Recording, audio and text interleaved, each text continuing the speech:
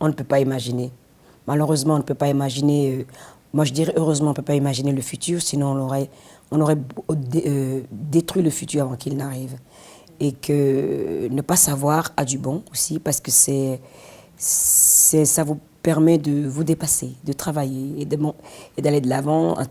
L'excitation que demain sera meilleur fait partie du processus de vie. Si on savait tout en amont, on n'aurait plus de rêve, on n'aurait plus rien à attendre. Ce qui me fait tenir, c'est la force que m'a donnée ma famille, mes parents. Même là où je suis assise, je sais que si quelque chose m'arrive et que ma famille au Bénin apprend, ils seront ici dans les 24 heures. Et savoir qu'on est aimé à ce point-là, et que quand on a décidé de chanter, on n'a pas eu de retenue, on n'a pas eu de retrait de la famille, mais toujours le soutien constant d'un père qui a toujours dit « mes enfants ne m'appartiennent pas. Mes filles ne sont pas des marchandises. Elles font ce qu'elles ont envie de faire et si ça les rend heureuses, tant mieux. » Il disait à mes frères, vous levez la main sur une femme, vous ne revenez jamais ici, je ne suis plus votre père. Et que si nous les filles, on est dans une relation et qu'un homme lève la main sur nous, on a le droit de partir. Dès la seconde, la personne lève la main sur nous et qu'à ce moment-là, on revient à la maison. C'est-à-dire, j'ai grandi dans une maison où mon sexe n'a pas été un problème.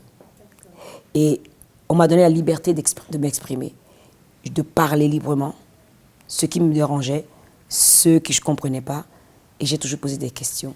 Donc pour moi, quand je partais, mes parents m'ont dit, tais-toi maintenant. Tes succès comme tes échecs, tu les assumes. C'est tout. Je crois que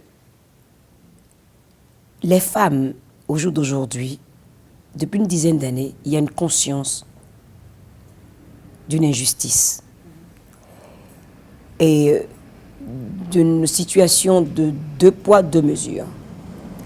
Et ça, c'est quelque chose qui a toujours été là. C'est pas nouveau, c'était la même avant nos mères et nos grands-mères, nos arrière-grands-mères. Ce qui est, c'est qu'elles ont accepté plus gracieusement cette situation, nous, on ne l'a pas voulu. Parce que le monde évolue et qu'on ne le trouve pas juste qu'à diplôme égal, on n'ait pas le même salaire. Le harcèlement sexuel en lieu de travail est un problème. Les femmes se taisent pour pouvoir garder leur boulot. Le fait de se taire donne du pouvoir aux hommes de continuer dans toute impunité, de prendre la place et d'occuper l'espace à tout prix. Et je crois que nous, femmes, dans le monde entrepreneurial, il faut aussi qu'on arrive à nous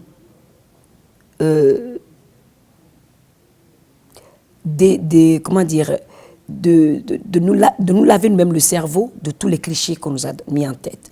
En disant, quand tu es une petite fille, tu joues à la poupée, tu trouves un bon mari, avoir des enfants. C'est-à-dire que nos perspectives de futur, depuis des générations, le but ultime, c'était de se marier, d'avoir une famille et d'avoir des enfants.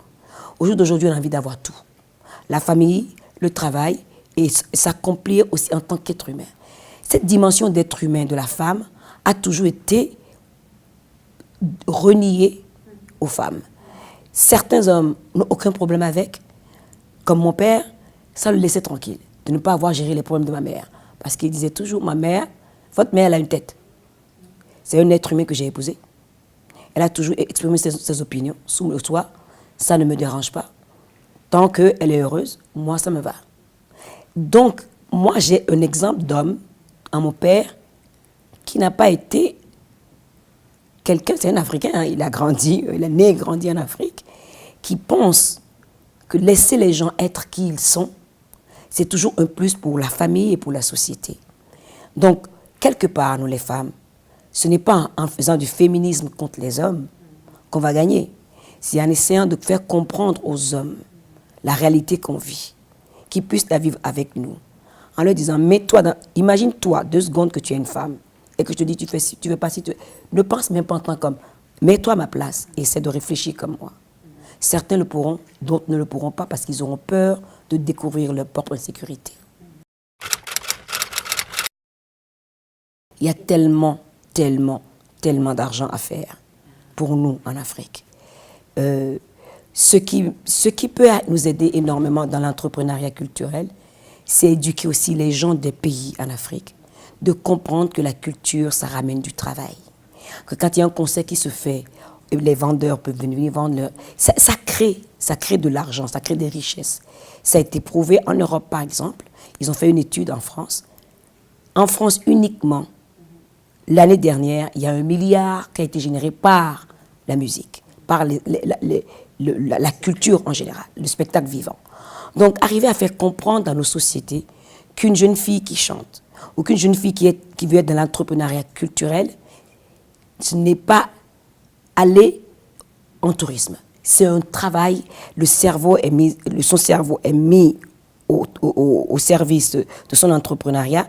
Ça demande une créativité, ça demande une ouverture d'esprit qui permet à cette personne d'ouvrir aussi à son pays, à sa jeunesse, à son peuple, la diversité culturelle de son pays et amener d'autres cultures en plus pour qu'on puisse voir.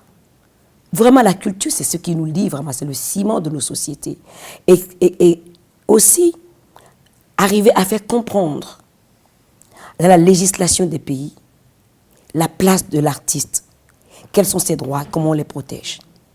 Et si on veut protéger ces droits-là, ceux qui sont dans cet entrepreneuriat-là doivent être aussi protégés.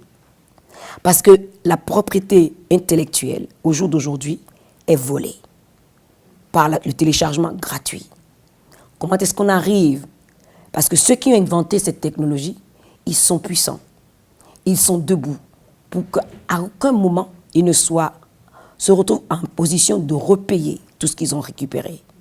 Et si on arrive à mobiliser les gens qui téléchargent gratuitement la musique pour leur dire, toi, tu as un métier, tous les mois, tu as reçu un chèque.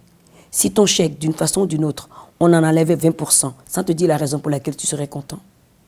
C'est comme ça qu'il faut arriver à sensibiliser les gens, à leur faire comprendre que ce qui vous fait plaisir, la musique sur laquelle vous dansez et sur laquelle vous prenez du plaisir, c'est du travail qui a permis à cette musique d'arriver chez vous. Et que c'est un Lego en fait. Chaque pièce qui sert à ce que cette musique soit là pour tout le monde, à chaque niveau, chacun doit être payé. Mon conseil sera d'être actif, pas seulement spectateur de sa vie. J'ai passé plus de 25 ans en dehors de mon pays. Les solutions de nos problèmes viendront de nous-mêmes, surtout des jeunes.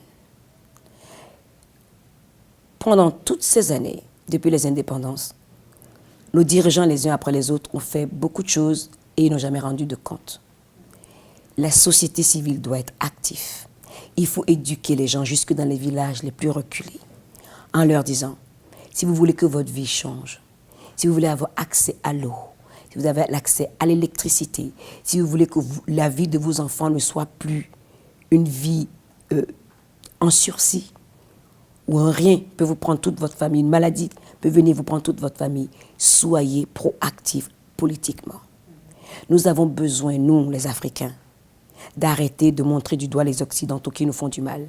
Ils nous font du mal parce qu'on les a laissés faire, on continuera à les laisser faire. Si on n'arrive pas à se réveiller et à être vraiment l'interface pour les dirigeants africains en leur disant, si vous faites quelque chose qui ne va pas, on est là. Soyez dans le Parlement, allez vers le Parlement, là où les décisions sont prises pour votre futur. Ne soyez pas silencieux. Le silence nous a amenés au chaos. Et dans 2050, on aura une population de 2 milliards. Si on ne commence pas à préparer 2050, ça va être le chaos. Je n'ai pas envie de voir des jeunes Africains mourir dans les bateaux qui les amènent en Europe. J'ai envie qu'ils restent ici et qu'ils puissent se dire, dans mon pays, une entreprise sénégalaise m'a donné du travail, pas une entreprise étrangère. Il faut qu'on arrive à se tenir debout par nous-mêmes.